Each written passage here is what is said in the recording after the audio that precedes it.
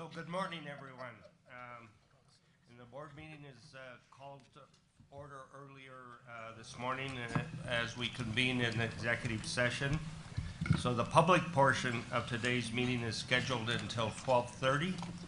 Afterwards, the board will reconvene in executive session. We have a full agenda today, and we will be mindful of the time. There's a lot of important presentations this morning in the public session. Before I start, I want to mention that Regent Myers is unable to attend the meeting. In addition, tonight at 5 o'clock, there's the Regent Professors induction ceremony at the ASU Student Pavilion. We were going to mention Jim Hatfield. He has been serving as a public member on our audit committee for years. We were going to honor him today. Unfortunately, he wasn't able to make it, so we'll do that some other time. So I'm going to ask Regent Manson if he will lead us in the Pledge of Allegiance.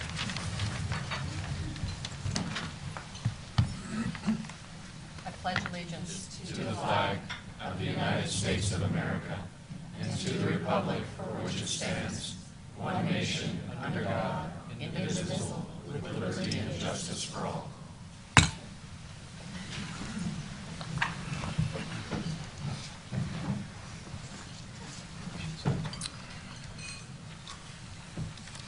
So President Crow, you're welcome, and thank you for hosting us at this board meeting. I've spent the last 2 days with Dr. Crow as we've been testifying before the House and Senate Appropriations Committee, so you've probably seen more of me than you would want. So I'm not going to go into... I remain silent. As your attorney, I advise you, anything that you say can be used against you here. So I'm going to turn the program over to you for your welcome. And your, go ahead. Well, my welcome is very short and to the point. I just want to remind all of the regents that you are sitting in the, I want to just briefly refresh some regents that have attended Arizona State University. This used to be the main campus. It's not the main campus anymore. It's the Tempe campus. We operate in a different modality these days. Many years ago, the notion was that the university had ranks and status within our own institution. There was a main campus, and then there were branch campuses, and the branch campuses is where students would go that couldn't go to the main campus for whatever reason. And so we began a systematic transformation on one dimensionality of the institution, and that was a dimensionality built around the idea of what we call one university in many places. So ASU today, while you're sitting here in the historic Memorial Union building on the Tempe campus, you all know that we have fully functioning schools on the downtown campus, now 4 or 5 schools there, fully functioning schools and independent schools on the Polytechnic campus, on the West Campus, as well as schools of the university operating inside the Mayo Clinic in East Scottsdale, as well as programs of the university operating and delivering 4-year degrees in Lake Havasu, in Thatcher, Safford, Arizona, in other locations. We have students right now then, we also have 3 innovation-oriented campuses. One, the ASU Research Park, which is home of a number of facilities. Just as a point of information, because there's often a lot lost in history, this body asked the university to move out of the agricultural research business several decades ago and to take what was then the contributed ASU Research Farm that had been given to the university decades and decades before that, to stop and cease all research activities related to agriculture so that the University of Arizona could be the clear agricultural research institution. Sounds like a reasonable thing. and then at the same time instructed the university to advance an economic development outcome associated with that campus. And this was in the 1980s. That campus then received assignments from this board, that facility, that land, and it was to use it to develop and stimulate the economy of the state of Arizona using the university's assets to facilitate that. 30 some odd years later, public infrastructure was invested on that site. The payments for that public infrastructure, which was indebtedness, was paid for by the fees associated with the property that was ultimately developed. And then ultimately, when those debt expenditures were retired and public infrastructure investments associated with the city of Tempe were handled, then the excess revenue from that site has then become a revenue source to the university. But more important than that, on that site sits a facility that the university acquired by purchase from the Motorola Corporation, in which we have subsequently advanced this institution to the leading position on the planet in flexible display technologies. We received about a $100 million startup grant from the Army. We had 40 or 50 other companies that were working with us and received tens of millions of dollars from them. We subsequently evolved a fantastic manufacturing prototype facility in this ASU Research Park. In addition to the Iridium Corporation being grown there and the entire satellite telephone industry being birthed out of that site. These were all things that we felt were within our assigned mission and continue to feel that they are within our assigned mission. We have an innovation campus in partnership with the city of Scottsdale on McDowell Road and Scottsdale Road. We have with the city of Chandler in downtown Chandler a smaller innovation facility associated with the city of Chandler that's built around the notion of group innovation and small group innovation. I won't walk you through everything that we've got going on. This board has preliminarily approved our development strategies associated with the acquisition of state trust land next to the Mayo Clinic Hospital in North Phoenix. On that site, we're now advancing with the Research Infrastructure 2 funding, the development of a new ASU facility that will be the ASU Mayo Clinic Health Solutions Innovation Facility, linked to the Mayo Clinic, linked to other organizations, linked to donors, linked to other groups that we're advancing on. We have also in 1996, again, history, we were asked by the community to be a part of the acquisition of the former Williams Air Force Base. And when that facility became available through the Base Closure Commission of the United States government, we negotiated for more than 10 years of negotiation, the use requirements and the use activities associated with that transfer of federal land to the university to become public property to pursue the objectives of developing the university. In acquiring those hundreds of acres associated with that base, many of which have old structures, chemical contaminants, all kinds of other things associated with it. In the deal that we negotiated with the national government, with the U.S. government, we said that the purposes of those facilities would be ultimately the development of fantastic educational and research activities and economic development activities associated with those research activities. And so in our long-range plan, which we've been projecting now for more than a decade, has been the ultimate development of an innovation-oriented set of facilities and campus activities and so forth on that particular site. And the point for all of this is that we are involved in a very long-term and complex set of processes associated with the building of a new kind of world-class research university, one that is not built on a single narrow campus, one that is not located in a single place, one that does not believe that it's a walled community, one that uses its public status, its public resources, its public assets, and its public duty and its public responsibility to advance the university and to advance the community at the same time. And so decisions that are made over long periods of time, oftentimes many, many decades, with hundreds of public policy interactions along the way, are built around the notion and the premise that our objective is, more than any other single thing, to prepare for the future. So we use the public status that we have, the public assets that we have, the way that we work, the way that we teach, the way that we do research, the way that we interact with industry, the way that we do all the things that we do to help prepare for that future. I think my main point in this welcoming comment would be this board has a unique historic responsibility, which in my view is to help the universities to be successful in their mission of protecting the future as best we can with every asset that we have to be able to do that. And I think that we have been accomplishing that. We are accomplishing that, and I see no reason that we will not continue to accomplish that. But it also is the case that there are long-term complexities associated with how we work that I've taken to, and then the reason I wanted to take this particular approach today is that there's long-term complexities that require us to act over time frames longer than any board can be in place, longer than any person, including myself or any of our officers, can be in place. So these are decades and decades, even longer time frames. And then over time, it will literally not be decades and decades, it will be hundreds and hundreds of years. So the institution will still be operating and still be advancing. How do we know this? Well, there's functioning universities that were chartered over 1,000 years ago still operating. In the United States, there's functioning universities that are approaching 400 years old, operating under a 400-year-old charter, older than the country itself.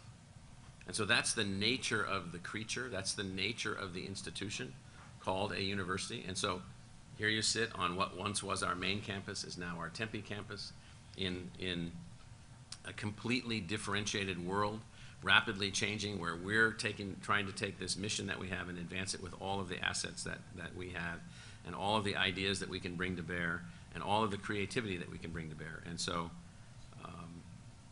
that was what I wanted to put into my welcome for you today. It's just sort of an historical context.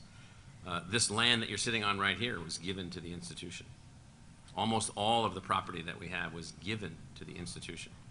We have occasionally, from time to time, purchased a piece of property next to a piece of property that we have to deal with a buffer zone or to create some sort of solve some problem, that kind of thing. But the institution has really benefited through its 130 years from the philanthropy and the forethought and foresight of people who want the institution to be successful in its special purpose and its special status. And so that includes land given to us by the APS, land given to us by the Air Force, land given to us by farmers, by communities, transferred to us at death from wills, and this and this and this and this. And this is because this is the way in which the community as a whole contributes to this public institution and its ultimate purpose. And so anytime that there's any confusion on the part of any regent about, well, what's the history here? What's the story here? How did we get going in this? How did this happen? I just think there's some value in looking at all of the things that have resulted in wherever it is that we're sitting right now, whatever it is that we're attempting to accomplish. How did we get there? I'll take the State Land Trust, for instance. So it's been amazing to me coming into Arizona to hear certain individuals talk about how the federal government controls too much land and has too much influence over the future of Arizona. I happen to agree with that. I happen to believe that much of the land owned by the federal government should be locally managed and should be locally pursued against a set of national objectives. I happen to agree with that.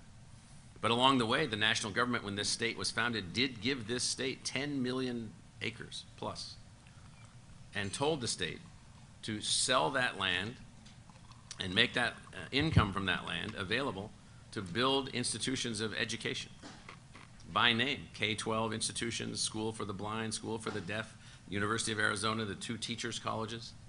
And most of that land still not transacted. And according to our calculations, somewhere in the year 2450, that land will be ultimately transacted. And so the purpose of that, and the reason for bringing this up, is that land has always been seen as a mechanism to advance universities and institutions of education to higher purposes, always. In the state of Texas, where President Robbins just came from, the state taxes public land to give the money to the universities through a mineral excise tax. And they do this as a mechanism to generate income for universities, for land assigned to the universities to generate that revenue. And so in our particular case, not to belabor this particular point, we don't happen to have much oil under the land, but we happen to be able to use land to benefit the development of the university, as has been the intention from the founding of the state, the construction of the Constitution of the state, the emergence of the university, the class of institution that we are.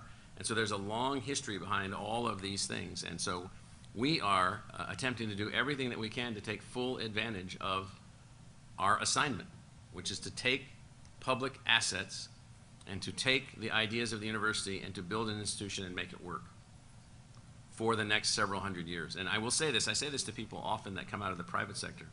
I don't know how often in the private sector you find yourself with the kinds of things we're asked to do. So we produce humans. We produce human beings. We're supposed to produce state-of-the-art philosophers, thinkers, engineers, doctors, nurses, business people, accountants, whatever it is. I ask anyone to figure out how to do that. And we're supposed to figure out how to do that with a few shekels here and there, and a few acres of dirt lying off to the side that people give us. And so what we're in the business of is building a university. One university in many places is our approach to this. And that's my welcome.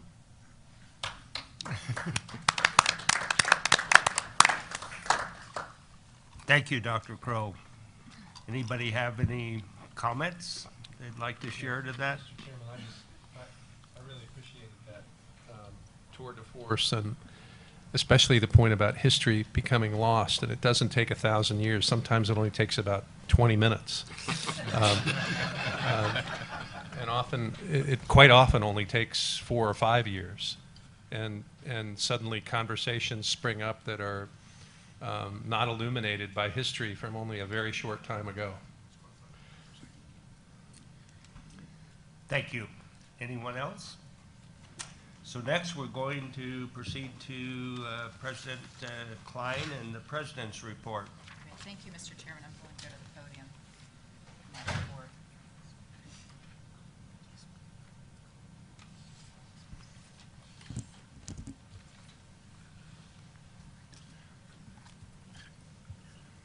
Morning, Mr. Chairman, Regents, Presidents, and to all of our guests and everybody who's watching us online. Thank you for joining us today for our board meeting, one of 5 regularly scheduled board meetings during the year.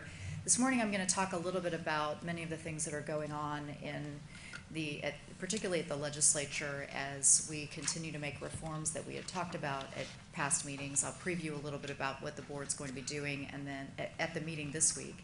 And then I will also welcome some of our partners in the community who are helping us to advance educational attainment and share some exciting new data that we have about how our state's performing. But I'm going to stay on the history for just a couple of minutes because this week is an important week in Arizona history. On February 9th, tomorrow, marks the date that the people of Arizona ratified the Constitution that would ultimately turn the territory into a state. And in that original Constitution, it provided for a public education system, including a public university, so that all of the people of Arizona had the opportunity to learn at the highest levels. And as we've talked about many times, things have changed a lot since then. At that time, they had provided for state colleges in Flagstaff and in Tempe, and of course today we know that our system has changed quite a bit, and we now have 3 terrific universities. But as we think about what the people of the state did now about 106 years ago, it's really important for us to recall that these institutions were considered at the founding of the state to be essential for the progress and future of the state, so that people had individual opportunity, so that the state could develop. And importantly, public education was largely regarded at that time and still today as being a primary means that the people of the United States could assure their liberty, that they needed to be educated so that they could continue to self-govern. So they gave this very most important responsibility to our state to make sure that our state was providing for those educational opportunities for people to be personally successful and to be able to govern themselves. So with all of the concerns that are going on right now around the country, we have the Me Too movement, we have lots of concerns about Title IX, and we're watching what's happening in other states with regard to that. There's a lot of concern and conversation about campus culture. And obviously our campuses, our work is a reflection of our culture. Our universities are a reflection of the place that we are, of the people who we are. But at the same time, our regents are responsible for making sure that we carry on this tradition of providing excellence in education at the very highest levels, and we're also responsible for determining the culture. We count on our presidents to do that, but our policies also do that. And this week it just seems like, in time with the recognition of our state's birthday, which will be on the 14th, when the President of the United States ultimately authorized Arizona to become a state based on the vote of its people, it's a good time to affirm our policies and our commitment to some of our core principles. That includes freedom of speech, freedom of thought, diversity, of inclusion, of making sure that our campuses remain places where people are free to think and to develop themselves, but also that they can live, work, study, learn, and teach in an environment that's free from unlawful harassment or discrimination or from retaliation. So this week we're affirming those policies. I think, Mr. Chairman, it's just a good time for us to all take that into account as we move forward, because while our system is now 106 years old, we certainly aren't operating, and we can't operate the way that we did 106 years ago. So I'm going to transition now to talk a little bit about what we're doing to make sure that our governance and our management structure are able to prepare Arizona for its second century and for our second century as a public university system. So I outlined for everyone a lot of what the board's work has been assigned for this year. We're taking on a number of reform projects. We're really extensively looking about the role of university property development. I appreciated President Crow's remarks at the opening of the meeting. And now it's time for the board, as the universities have new opportunities to develop for the purpose of benefiting the universities, the students we serve, and the communities we serve, to make sure that our governance and oversight, that our policies are up to date and really reflect what the public expects of us as the universities carry out those transactions. Our board chairman has appointed a real estate subcommittee. Regent Taylor Robeson and Regent Shootman will be taking a look at our policies, making sure that we go back, review a bit of the history about how we do oversee land transactions, and then making some recommendations as we go forward to make sure that we have all of the proper structures in place as we do our very important reviews here at the board. In addition, we, in this past year, as you know, had launched a quality assurance review, because although our state has set very ambitious goals, we'll talk about that more in a few minutes, it's important also that we maintain the level of excellence that our students expect. So we'll continue. We continued at the academic affairs meeting last week, our quality review, and I appreciate our provosts and our academic affairs leaders who are helping us go through that work to make sure we understand what the quality assurance processes are on campus, and importantly, that we understand how we're delivering the knowledge and skills that our students need today. We're pursuing additional reforms around access and affordability, particularly in tuition and fee setting. This month now begins really kicking off in earnest our tuition setting cycle for this next year. We just finished an audit, and we were audited by the State Auditor General, who had several recommendations for us where we could make improvements in our policies around tuition and fee setting. We'll begin taking up those today, so you'll hear the board discussing some of those recommendations. We've also been doing some work to reorganize ourselves and how we operate. As I mentioned before, we had our committees separated from our board meeting to allow more time for discussion, for review of items, and we continue to refine actually how we operate as a board. And then we also have an opportunity this year, as I've mentioned, to have the privilege of leading several state organizations, including all of the university attorneys, their association, and all of the state higher education officials. So we're able to make sure that we're at the forefront of conversations that all of public higher education is facing right now. It's a very challenging time, but I think we have a really important opportunity to help influence the direction of public universities and public higher education years to come for our country. So those are just some reviews of what we've been working on. What is also important, and I'll go now to our most immediate agenda after that refresher, is to really just make sure everybody is following with what we plan to do at this meeting. We're going to be providing the guidance to any thoughts that the regents have for the university presidents as they finalize their tuition proposals for this next year. As you know, for the past several years, we've done a great job of making sure that the rate of tuition increases has been greatly slowed. We are always mindful of our obligation under the Constitution, one of a very few states that requires our tuition to be, and for the cost of instruction provided, to be as nearly free as possible. We go through extensive analysis to make sure that we understand what the tuition monies are being charged for and then how they are being used. That ultimately informs our budget conversations that come up in June. We've implemented in the past couple of years some very extensive operation and finance reviews concurrent with our oversight and making sure that we are holding ourselves accountable to our students and to the public. Tomorrow, President Crow will go through a very in-depth review of Arizona State University, where it is against its own plans that tie to the greater set of statewide priorities. And we'll also be providing any updates to Arizona State's academic and strategic plan at the end of that. So he'll be offering those for the board's acceptance at the end of the meeting tomorrow. We'll be talking a little bit more about proposed legislation affecting the university system. There's been considerable conversation, not just around university property development, but how we organize ourselves, how we oversee the universities. There is continued conversation about how to fund the universities. We've spent the past 2 days at the Appropriations Committee hearing, the university presidents and our board chairman and I, senior leaders of the universities. We were there until very late last night, and we're very appreciative of the legislators for the time they took to understand the progress that we've made and the work that we do. We also gave them an update on all the assignments that they've given us. I'll talk about that in just a couple of minutes. But we spent a lot of time explaining why their continued investment is important and why their direction of dollars behind our resident students is critical.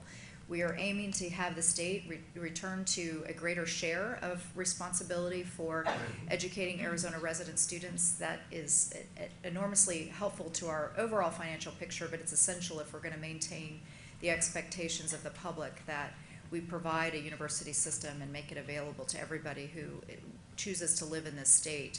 And so we urge them that as dollars become available, that they direct those dollars behind our resident students.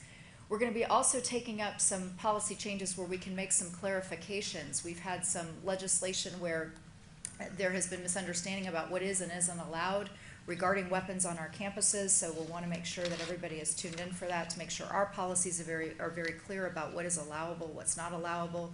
We have a very concerted effort around student safety. A couple of years ago, we had a task force that greatly updated a lot of the practices on campus. We are appreciative of our campus police force, our campus police chiefs, who work day in and day out to keep our students safe. But student safety goes beyond just the traditional notions of law enforcement. And part of the findings of our student safety task force were really brought forward by students in a way that they could make sure that they had a very safe climate on campus. And we want to make sure that our policies are up to date, that they reflect the latest expectations, and that they're very clear for state lawmakers. So we'll be talking a little bit more about that.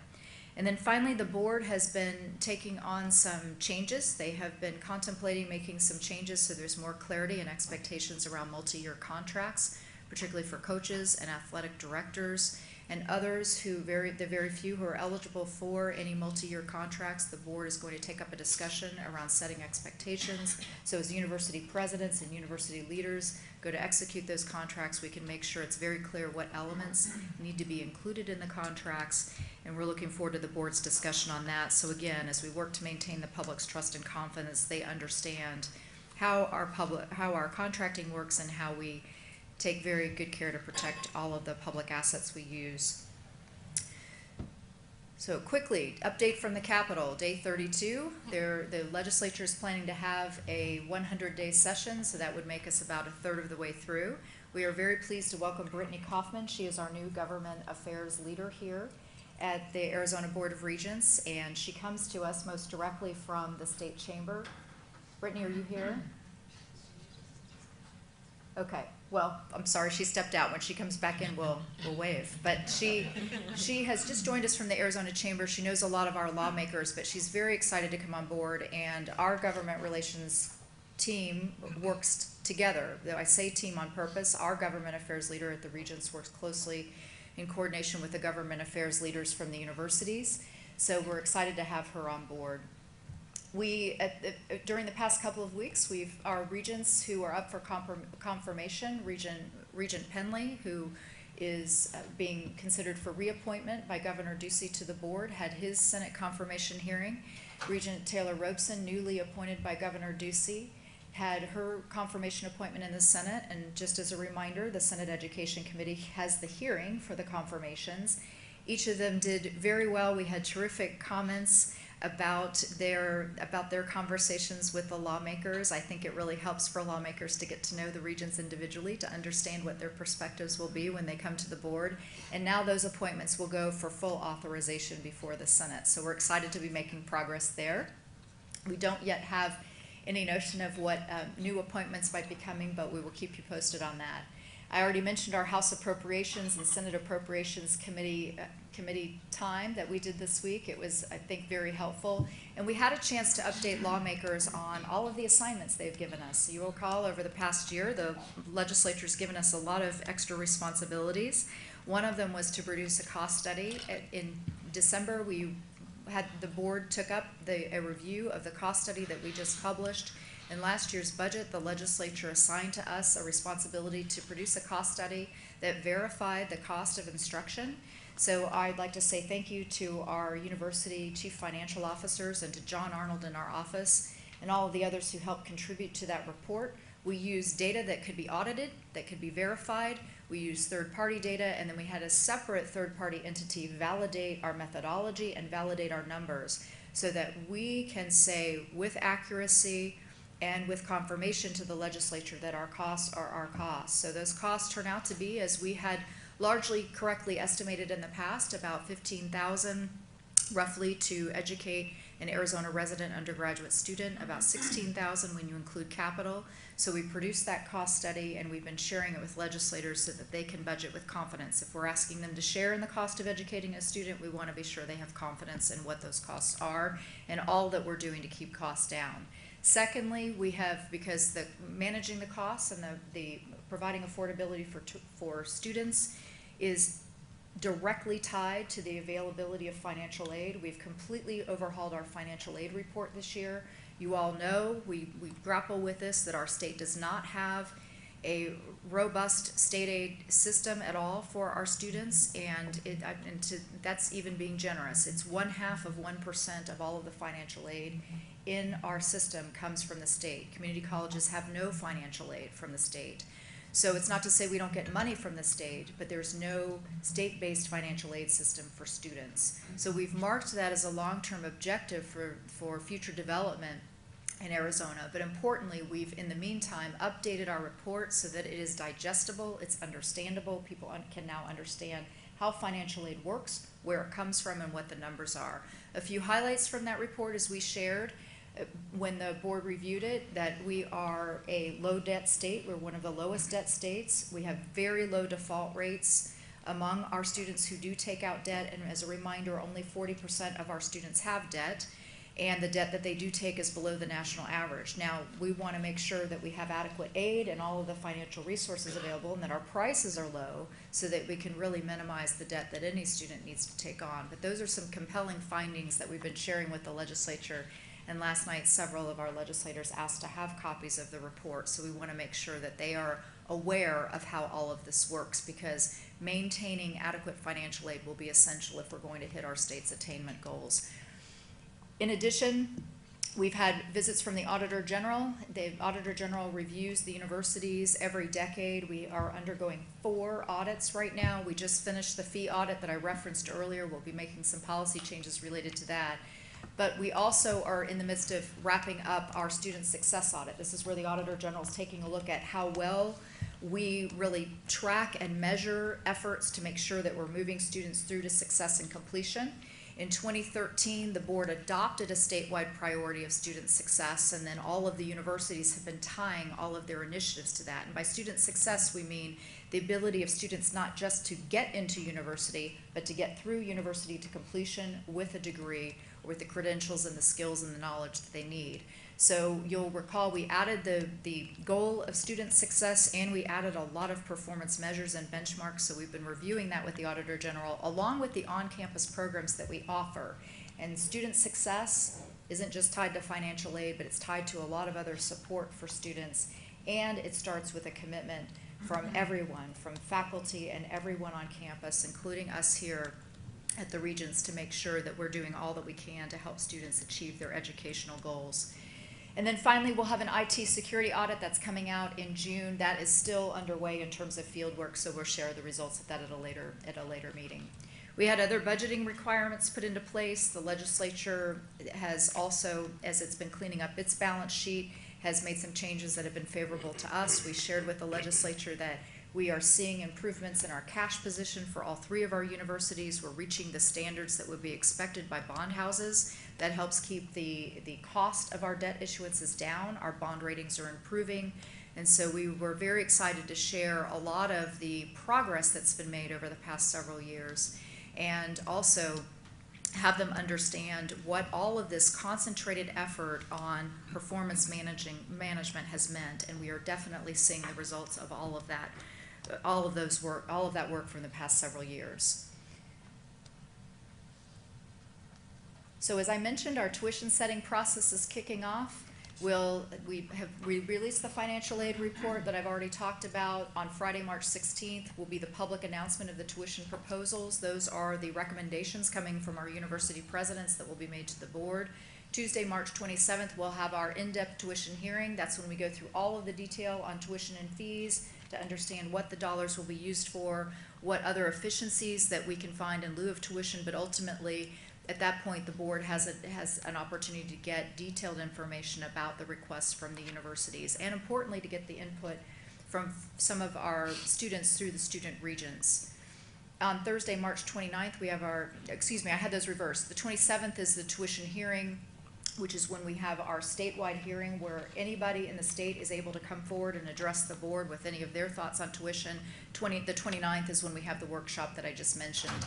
And then on Thursday, April 5th, we will adopt the final tuition recommendations. We still are aiming to get to a multi-year tuition setting process. That's an ongoing item of interest for me and my work with the university presidents, all in the name of making sure that we have a long window that we can provide for students to understand what tuition is likely to look like over the course of their education. We have tuition guarantee plans in place, but it would be great to get to a point where we don't have to take up tuition setting every year. And so we're still working on that possibility of being able to do multi-year tuition setting. So more on that as the spring continues. And now next, Mr. Chairman, I'd like to invite Dan Anderson from our office, both Dan and Ryan, if they could come forward. We have some exciting data to share, and while they're joining us at the table, I will just say a couple of things. First, when I've talked about Arizona history, this is hardly a moment for Arizona history, but it is the 5th year anniversary of my joining the board. And it's been very exciting to work on these efforts to create, as I've shared with legislators, a post-recession game plan for our universities in partnership with the board and the university presidents, but to also really help the state recalibrate its expectations for its public education system, and particularly around educational attainment. So Arizona, like many states, has adopted an educational attainment objective. We have Achieve 60 AZ. We launched that. We helped spearhead that project as a part of a community alliance that would aim to have 60% of Arizonans with some sort of credential or degree after high school. And as part of that, our approach in our state was very classic Arizona. It's very grassroots oriented. It's a community alliance. It's not a top-down initiative. And to date, we have over 70 partners, local communities and schools and school organizations, a lot of groups around the state, including the business community, who've joined in and have agreed that this is an important goal for our state. What we've been trying to do in the meantime, though, is refine the data.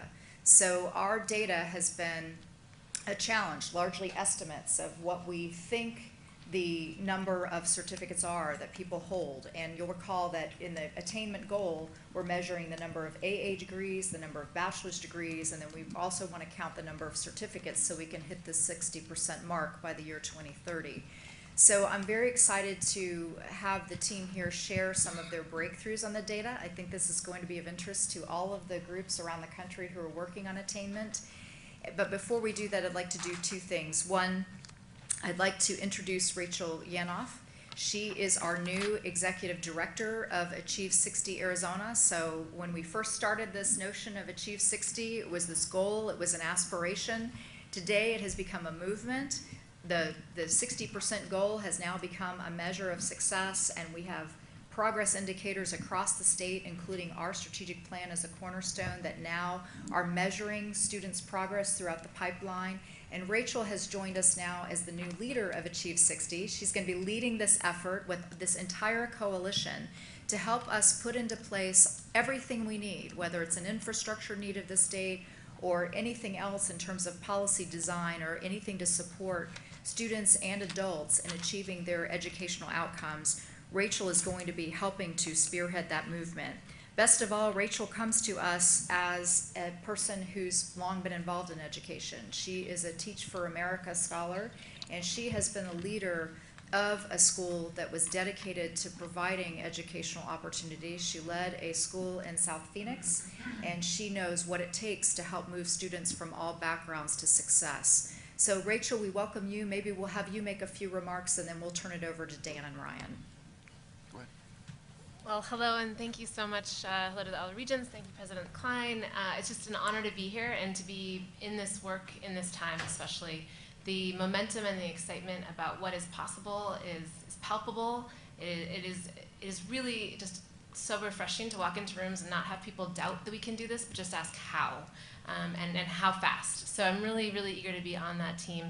As far as this data release, I'm just going to just say overly complimentary things, but this is phenomenal as far as the opportunity for not just Arizona, but for our entire country to really have in-depth conversation about what does it mean for someone to have a certificate or a license, what's our actually accurate data toward that, and then what does it mean if we want to move that forward? What would that look like? What is it going to take?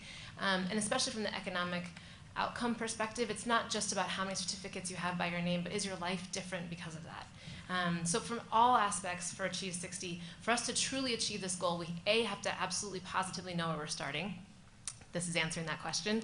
But B, then to be able to have these deeper conversations with all stakeholders around movement and what movement really looks like for each individual in their pursuit of post-secondary education. So I'm beyond thrilled. This is one of those opportunities where Arizona gets to shine a really bright light about how we are ahead of everybody else and winning. So take this moment and just be really proud of it.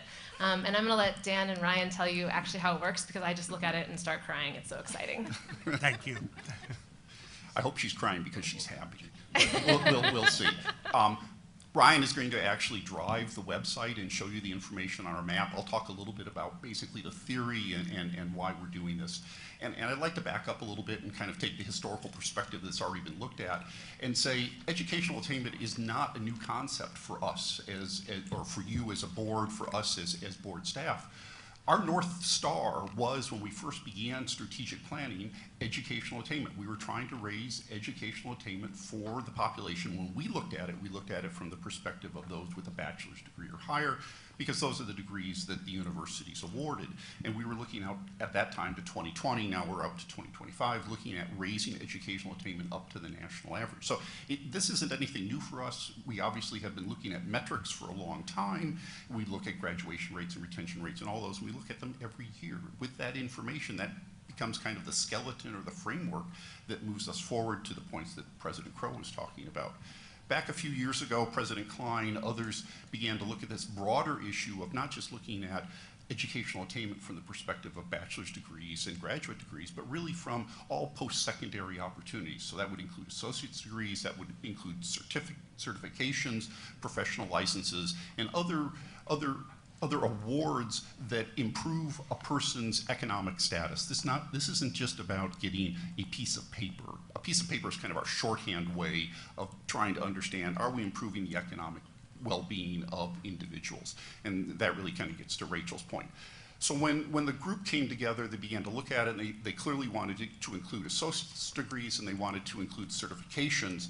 But as the good numbers guy, I had to raise my hand and say, well, that's wonderful, but there's no data on certifications. I know it's an important concept, but we have no way of measuring it. It did not exist at that time within any of the national data systems. We had no way of doing this.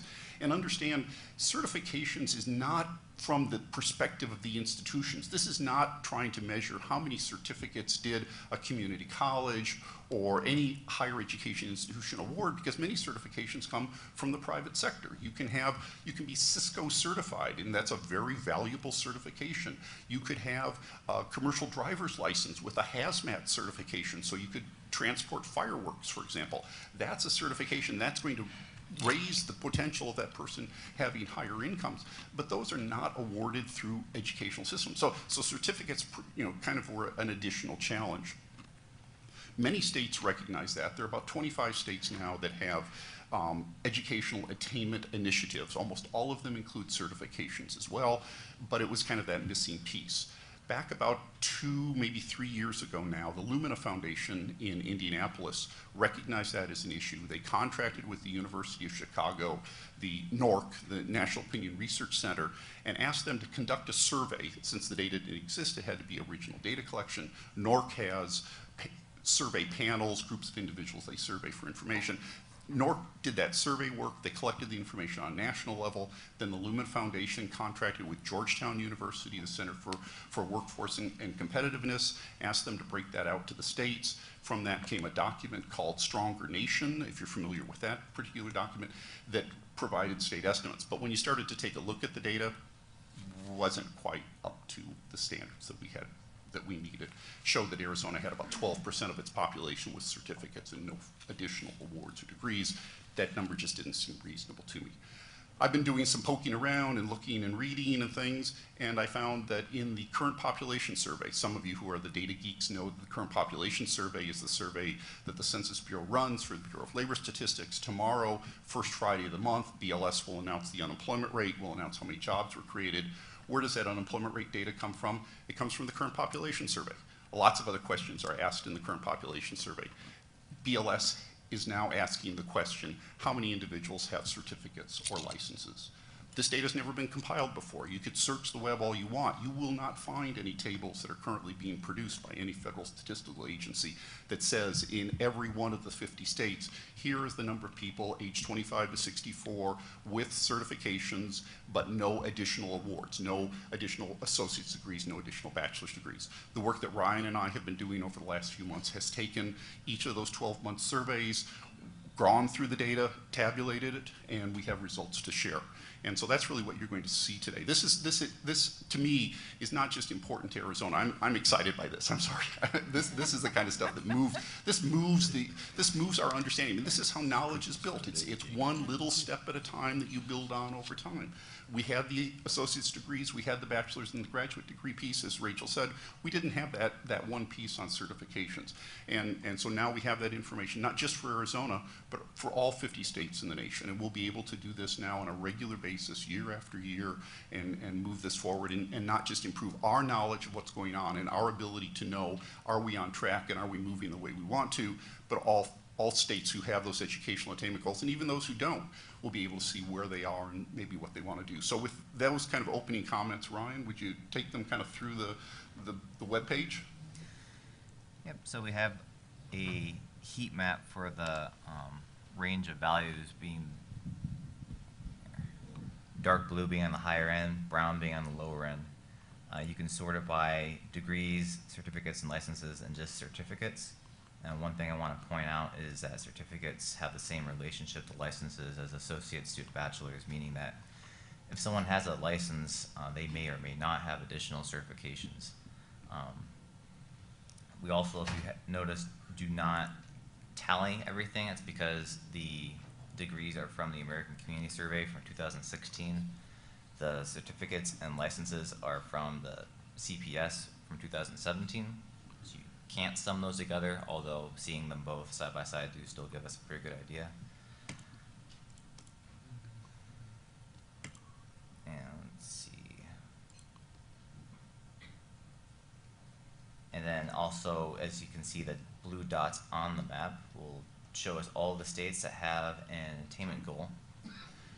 And I have the actual, paragraph form for the attainment goal by state, which was important because states don't have necessarily similar goals that Arizona has, because they will target specific populations, or they want a fraction of their population to have a bachelor's degree and a fraction to have an associate and so forth. And that more or less sums up the map that we have here.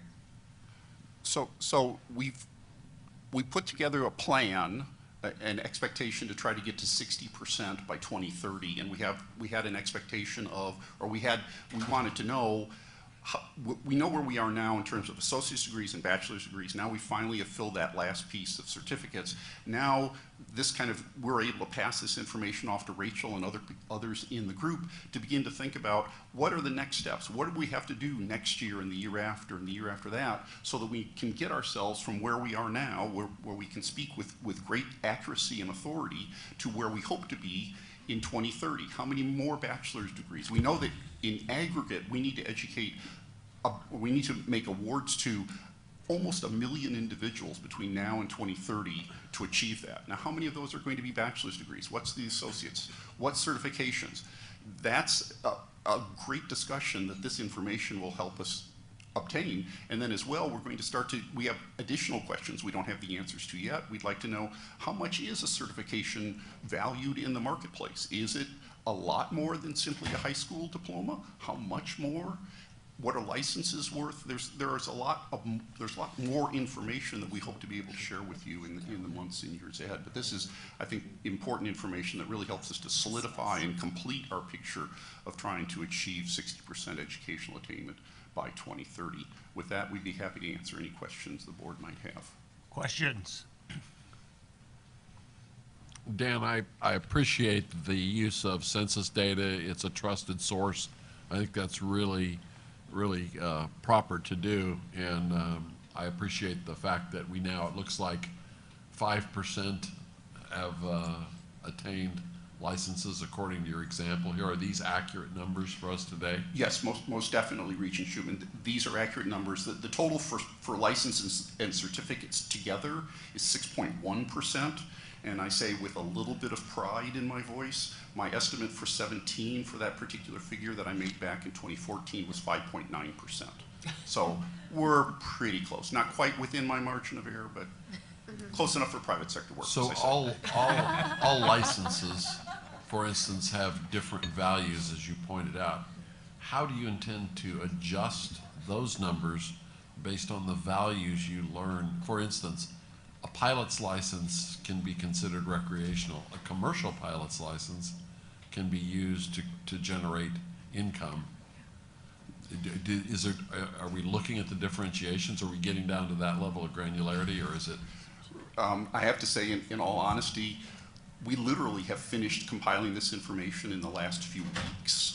We still have lots of questions. I mean, we're in a survey form that is 1,000 characters wide and many hundreds of thousands of rows deep. We still have a lot of questions. Ryan and I have a conference call scheduled with national office staff at BLS tomorrow to begin to get into this more. Those are just things I don't know enough about today to be able to answer. Is that level of granularity available in the survey? What can we do? We're still learning, but we wanted to show you kind of some top side numbers at this point. But those are great questions. Thank you. Regent Manson? Dan, thank you. I think this is very exciting information. Can you just give us a quick executive overview of where Arizona sits in each of these categories cumulatively relative to the other Sure. states? Real quickly, Ryan, just click them over to licenses and certificates and look at the heat map in the upper right-hand corner. So overall, you can see the heat map in the upper right-hand corner says that the lowest performing state is at 3.7 and the top performing state is at 10.3. Now this is for certificates and licenses. I view licenses, I mean, those are state issued regulatory instruments, if you will. That's like a real estate license, okay? And you can see for Arizona, we're at 6.1%. So pretty much in the middle. Color-wise, you can see we're not real blue, but we're not real brown either. So we're there. If you were to break that 6.1 apart, we're at 5.0 for state-issued licenses, and we're at 1.1 for certifications. On what I would call the regulatory scale, we're pretty much to the low end of that scale. I think we're what, 42, 41 in the nation in terms of licenses. We're relatively unlicensed state, if you will. So that shows us an area of opportunity. Possibly. Well, I would say, if I could just interject, I think for the purposes here, we count those licenses as being a measure of educational attainment. Correct. But I don't think we don't really want to measure the state's success based on what the state decides to do with its licensing policy. So in fact, as our state continues right now its efforts to deregulate and reduce the number of licensures required for employment, Okay. our numbers, that makes our numbers more difficult. So our focus is really on what are the workforce relevant certificates and degrees that will be necessary to prepare people whether or not the state chooses to license them. Okay. Good point, thank you. Regent Penley. No, thank you, Mr. Chairman. Dan, I like the work that you're doing. The good news about the work that you're doing is it raises a whole set of questions that we need to answer, which is partly why I like it so much. Because with regard to certificates, for instance, we're at 1% with certificates. And it's always struck me that having verifiable, acceptable certificates that industry recognizes is a really critical effort. We look at what is now a nascent effort in some of our community colleges with regard to manufacturing certificates that have a common set of courses, for example, that an employer recognizes leads to this certification. That, I think, is the kind of certificate that we want to look at.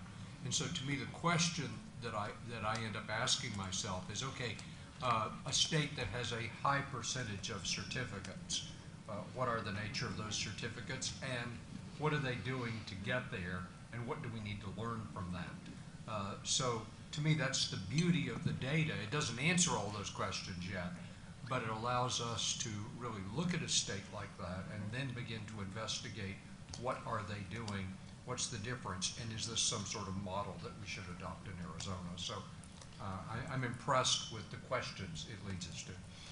Thank you, Regent Penley. That's exactly the point I've made to Ryan over and over again.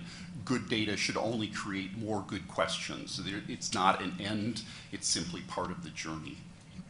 Can you show us the bachelor degrees and higher?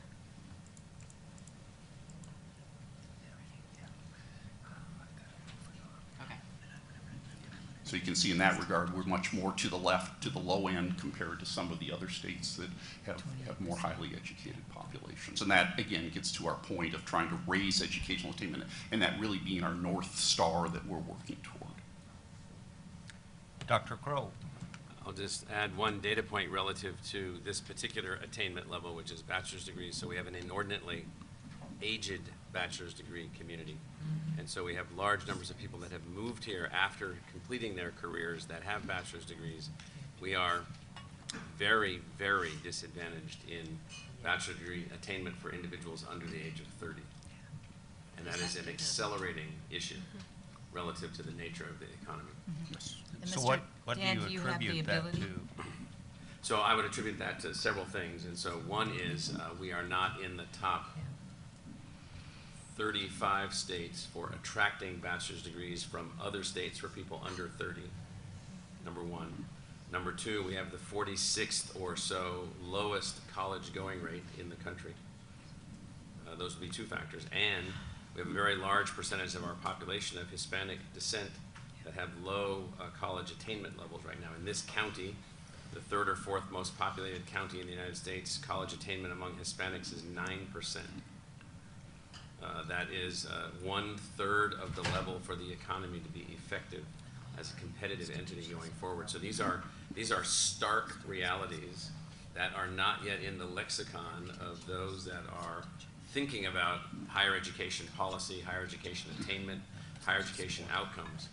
And then we have, as we heard from a particular member of the legislature yesterday, this belief somehow that college is no longer important being expressed by others. Turns out that the data that was presented by that particular legislator was incorrect.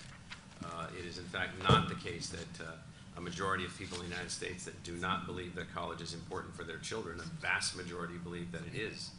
Certain subsets of people believe that it isn't, but the vast majority of people believe that it is. And so we have also, there's these swirling, still on the chairman's question, we have this swirling thing going on in Arizona that is unfortunate, and our three institutions that make up this board are at battle positions, moving at flank speed, driving those numbers up.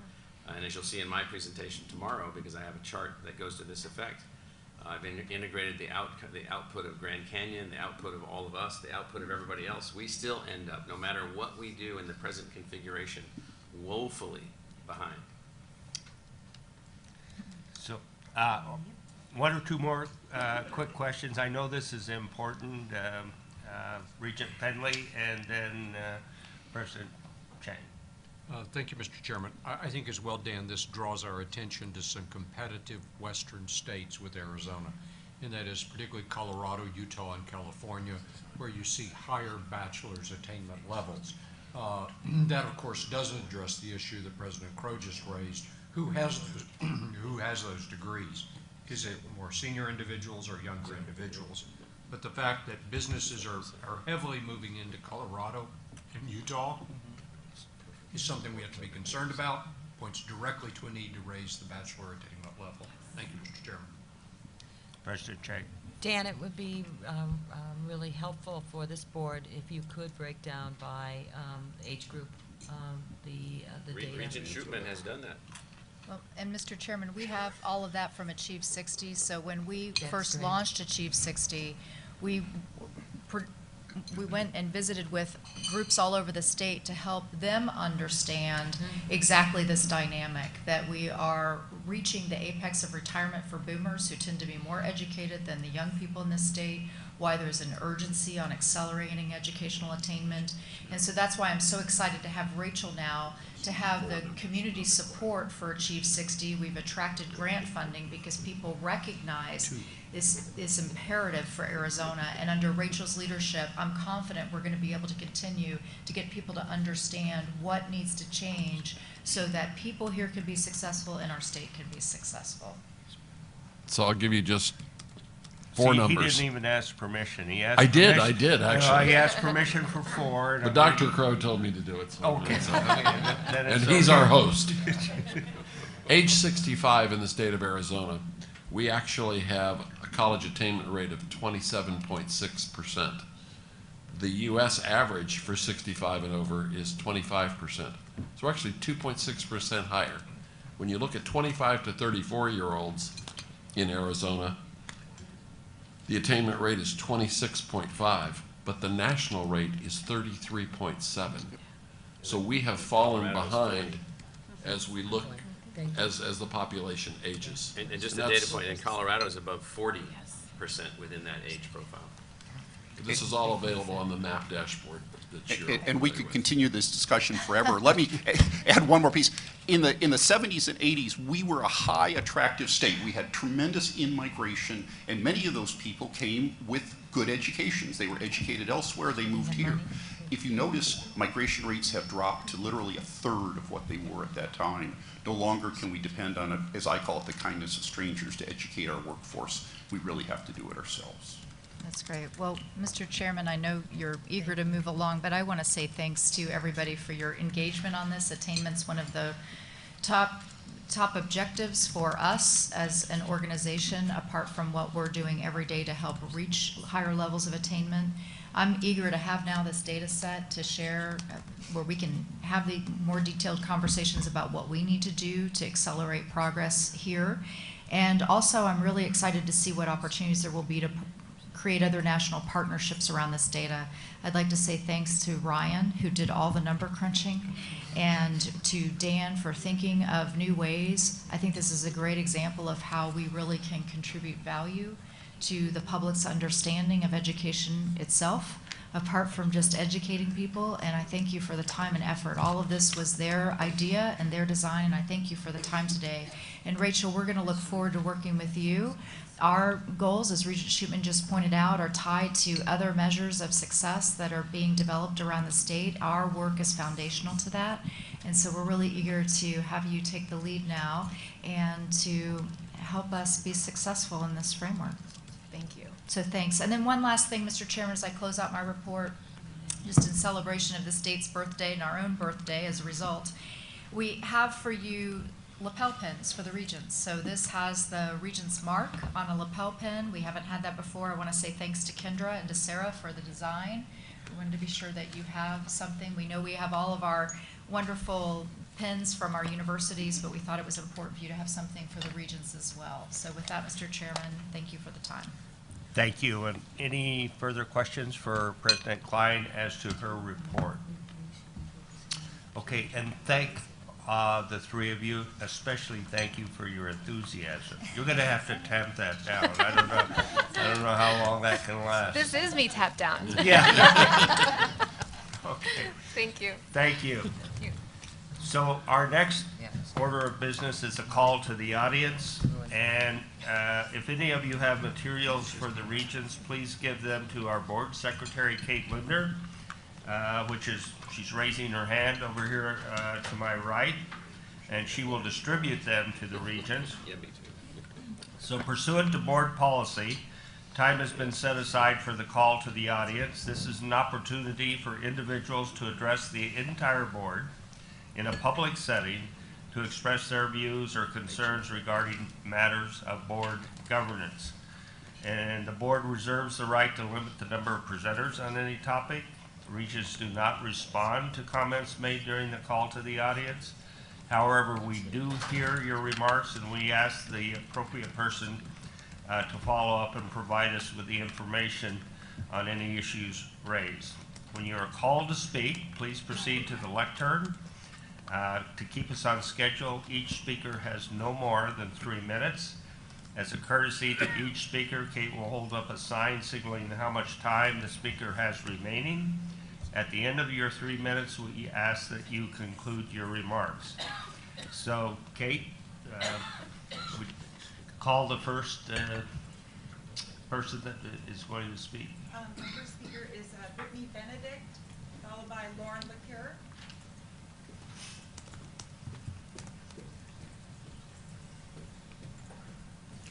Good morning. First and foremost, I want to welcome you to Arizona State University. My name is Brittany Benedict, and I'm the undergraduate student government president here on the Tempe campus. While we're working on many initiatives in student government, I'd like to share just a couple with you that we're working on from the beginning of January until the next time we'll see you in March. The first being we're looking to increase the health fee for our students from $40 to $55 a semester. This will include expanding services that are offered to our students and expanding hours on all 4 of our campuses and expanding them into weekend hours as well. We are also working with the ASU Foundation to have a more active role as students in the ASU Sun Devil Giving Day, which is on March 22nd, which is our worldwide alumni charitable giving push. Next week is ASU Day at the Capitol, and so the Associated Students of Arizona State University will be bringing our students to the Capitol to share their stories and humanize the student voice. And then finally, on February 28th, we will be having a donor dinner to benefit our ASU DACA recipients. So all the money that is raised will be going back to DACA recipients for scholarships. Thank you again for being at Arizona State this week, and also thank you for your continued work in higher education. Thank you. Lauren LeCure, followed by Matt Lubicic. Good morning. I'm Lauren LeCure, the student body president at Northern Arizona University. I'm happy to report that the spring semester has kicked off in full gear. We just finished our Human Trafficking Awareness Week, where we promoted safety and provided information to students. Now we're working on our Mental Health Awareness Week, Sustainability, and Diversity Weeks. We've been collaborating with many units on campus to produce some amazing results. We've been planning the first annual NAU Cares Foundation dinner to support underrepresented populations on campus. We are assisting to plan the first ever Women of Color Symposium, and we are tackling the issue of food insecurity by creating a task force with the Faculty Senate to understand the problem and develop tools to assist our NAU community. We're excited to participate in President Klein's Student Leadership Forum and to hear President Chang's NAU Forum coming up in the next few weeks. Last, we were interested to read the fee audit and the directives given to the board and the universities. We want to ensure that students have a voice and a seat at the table when deciding the next steps to address these issues and deciding the process for the tuition and fee setting. We hold to a high standard the specific piece of the audit that states any mandatory fee should have a direct benefit to the students that are paying it. Ensuring that this occurs takes the board, the universities, and the students working together. We anticipate that the board and the university leadership will be taking these points seriously and expect that the student voice will be heard and taken into consideration as we move through the tuition and fee setting process. Thank you for all you do, and go Jacks. Thank you. Matt Lubisic. I don't know how many student body presidents we can take in. I know, I was about to make a comment about that. Good morning, board. My name is Matt Lubisic. I'm the student body president of the University of Arizona. Obviously, you've heard from my other two colleagues from the other two institutions in the state. I want to thank you for giving me the opportunity to speak in front of you today. This is going to be my last semester as student body president. Soon I'll be graduating, so you won't be able to hear these incredible student updates that I give. So what's going on in student government so far, and what's going on at the University of Arizona from a student perspective? It's my role to give the pulse of the student body.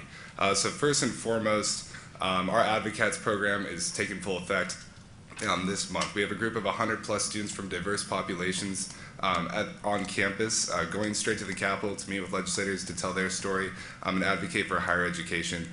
We're going to be visiting Phoenix a lot more often, so you're going to be seeing us a lot more often.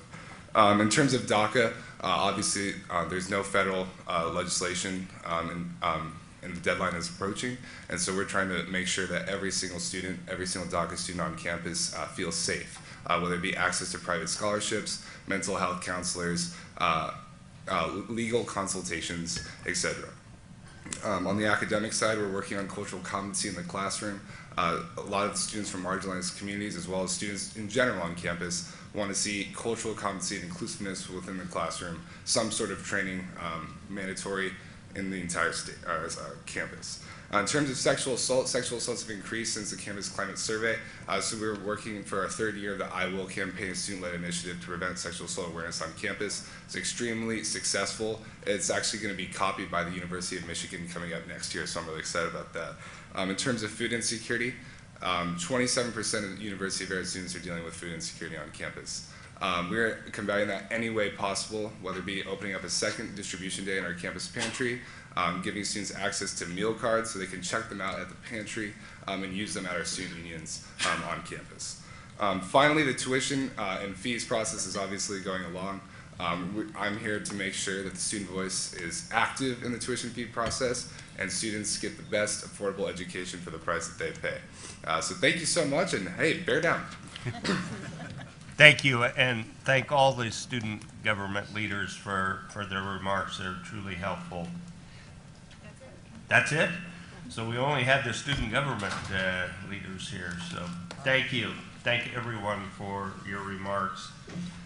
So next is the approval of the consent agenda, and items on the consent agenda include items 13 through 25 in your book. So does anyone have any conflicts to declare on items scheduled for consent? So hearing none, I move that the board approve the items as listed on the consent agenda. Do I have a second? Second. It's been moved and seconded. Any further discussion? All those in favor signify by saying aye. Aye. Any opposed?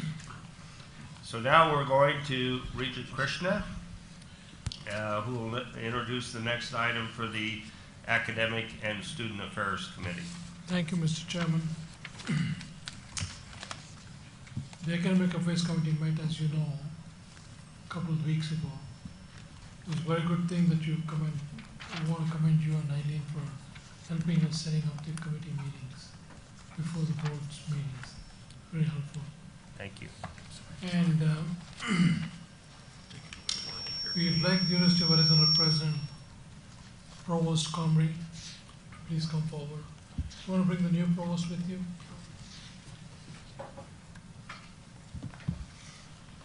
Mr. Chairman, while they're taking their seat, I'd like to recommend forwarding the board approval request for new academic programs with the University of Arizona, with the exception of the Bachelor of Arts in Applied Humanities, which has been amended and submitted to the full board for approval. In addition, items 20 through 22 were included on today's consent agenda, which you already approved. Provost Comrie, we had requested you to come and speak to us on a couple of things. You brought your associate with you, the new incoming provost. Welcome, sir. Thank you. And I'm going to we hate to miss you. Leave us, but you'll be in university, you said. Thank you, Regent Krishna, and good morning, Regents. Yes, indeed, I think this is my last appearance before you. I will leave tuition setting to my very able colleague, Jeff Goldberg here. And just to introduce Jeff, for those of you, I think most of you have met him already, he is currently our Dean of Engineering and has been for many years.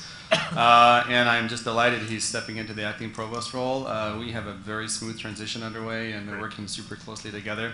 So I figured he should come to the table to get the full brunt of the spotlight here, just so he knows what he's in for at future meetings. As Regent Krishna mentioned, we have a docket in front of you for all the programs at the U of A that are up for approval.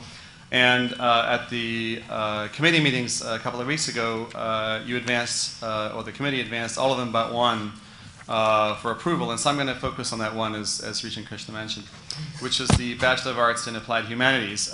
You had asked, particularly Regents Penley and Manson had asked for some additional information that was detailed in the cover sheet of this section on market need and the structure of the degree and a few related things. So what we did was supply that information in the interim, and you'll see it in your packet in red where all the new information is that complements the material that was there before. We actually worked directly with the program to help supply that and extracted a lot of this out of the much longer proposals that, of course, they submit to us. And we hope we've addressed that set of items that you all raised sufficiently. I'm going to quickly give you the highlights. So as a reminder, this is a proposed BA in Applied Humanities, and the notion here is that it's integrating two sets of skills in ways that other degrees we have do not do. So it's combining both professional skills from the work world with the cognitive and creative and interpersonal and intercultural skills that you get from a humanistic education, and as well as with organizational leadership skills. And the idea is you integrate those in one degree program rather than having them just necessarily be separate skills that are developed. You can see we added a lot of material that I won't rehearse all of it with you, and hopefully that you've had a chance to scan through. But a part of that was you wanted some additional material on learning outcomes. And so we took an extra 5 learning outcomes to add a little richness to what was previously a summary for the format for the board book. That again you can scan there, but it's all about the outcomes that are behind these two broad areas I mentioned, both the technical as well as the cognitive skills, such as demonstrating understanding of how applied humanities work in the public and private spheres, the human-oriented problem solving, the reflecting critically on the role of identity and culture out in the real world. These are all fairly important things. In fact, we were just discussing those in the previous session that the board had. So these skills come up all over the place. You also had some questions about the market need and the quality of the program, given that it's seen as experimental. And so I wanted to underline that we've added material that shows how this program is built on top of some very successful existing programs that we have, all of which are very high quality and all of which understand their particular students and their market needs quite well. So this is not an experiment in a sort of wide open space. This has a fairly high chance of success because these are programs that to be frank, know a lot about what they're doing now and see this as a niche that is really worth developing. One example that actually I omitted last time that was in the original material regarding market is a recent study by Google where if they looked at what the top skills were for their workforce, quite surprisingly, they listed critical thinking and problem solving and a number of these other soft skills and humanistic skills at the top of their ranking, and STEM skills were dead last in the ranking of what they thought they needed in quality employees at Google. And that may be counterintuitive, but it's what they found, because you can always add technical skills. You can't necessarily add some of the higher order skills as easily. More to the market, we want to focus on, as I said, this sort of critical thinking, problem solving part of things that a number of national surveys have highlighted. You'll see them listed there. If you look at those things like professionalism and work ethic, oral written communication, teamwork, collaboration, those are all in there. And so this program is aimed at those very particular things. There's high employer demand for this combination of both tech skills and cognitive skills. So for example, if you look at, there's one we listed in some of the additional material there from Harvard Business Review, where there's an overwhelming and constant demand among employers in all industries for new interdisciplinary university degrees to provide future employees with both technical and cognitive skills vital to changing global markets. So there are particular reports and jobs and labor reports that this degree is responsive to, that being one example. Actually, there was one that we didn't cite here, just came out a couple of days ago that I saw in the Chronicle of Higher Ed, that reported that the earnings of humanities grads, while when they leave college it may be not quite as high as some of the immediate salaries of STEM grads, that ultimately their earnings will equal or exceed those of the STEM grads. It's just a career track. And this is the last and most recent in a long string of reports that sort of put a hole in this notion that somehow humanities and liberal arts grads go on to be baristas and not anything else. It's just not true. In fact, there are other studies that show if you look at CEOs of top companies, I think something like half of them do not have technical degrees. They have degrees in languages and history and philosophy and other things. And so the ability to combine some of those skills in this degree is what we think what we know from what these employer surveys say will be in high demand as they come out. And then finally, not inconsequential for us, we have students and parents just simply asking that if their students are interested in humanities and they want to pursue a career in that area, that they get professional and quantitative skills while they are focusing on the humanities. And this is a direct response to those requests. So I'll stop there, and we can take questions if you have any. Thank you, Provost Comrie. I think Dr. Penley and Ms. Manson, do you have questions for him? Thank you, Regent Krishna. Thanks very much, Provost Comrie. We appreciate the additional information that you provided. I certainly think that there's huge value to humanities degrees, having graduated from a liberal arts college, having a social science degree, having taken 4 semesters of literature, 4 semesters of religion, multiple semesters of language and philosophy. I have a high appreciation for what you're doing here. I think the clarification of the competencies and concepts is essentially what we're after here.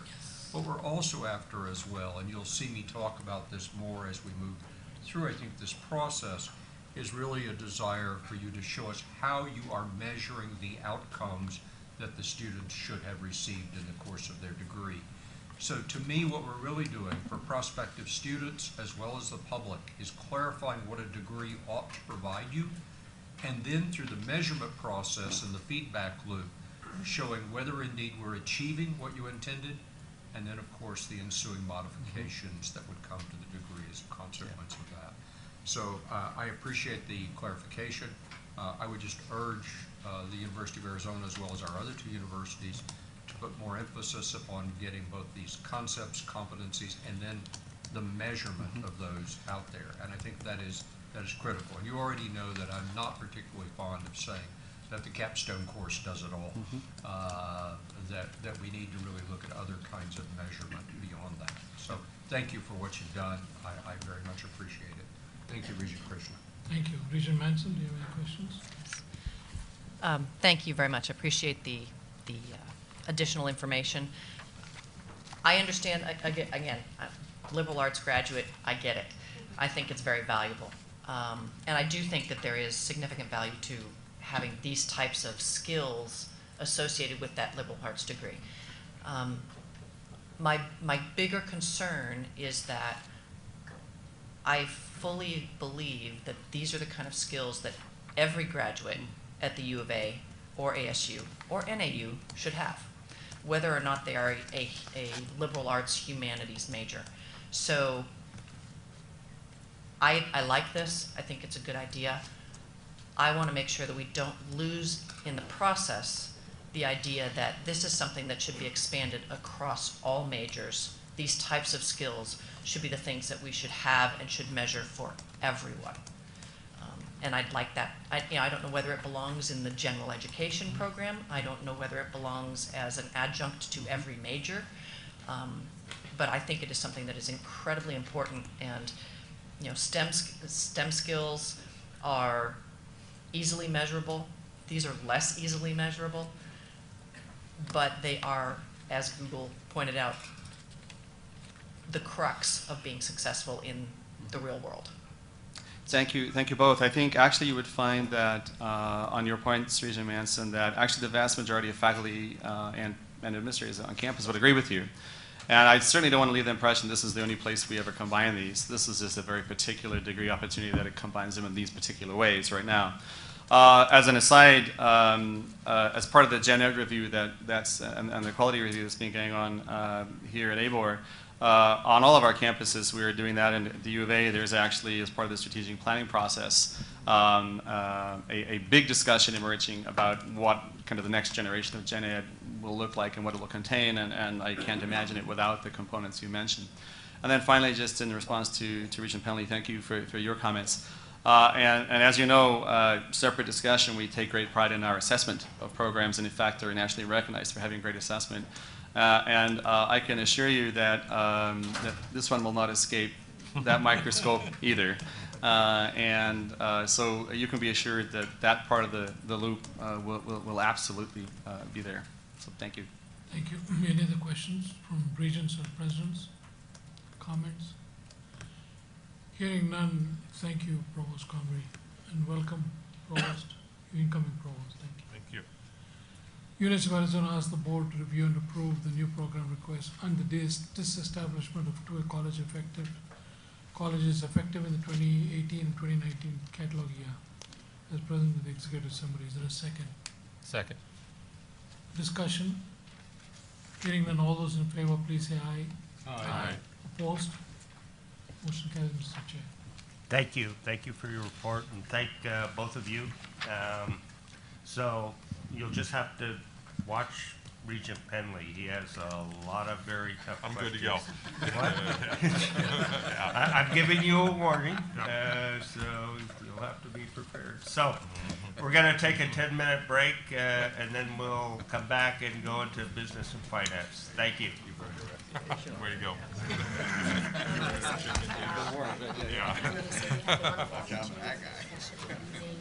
No problem.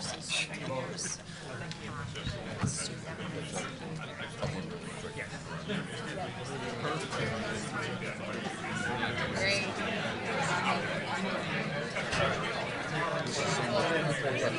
What just happened here? I was gonna say, has there been updates? It is. I forgot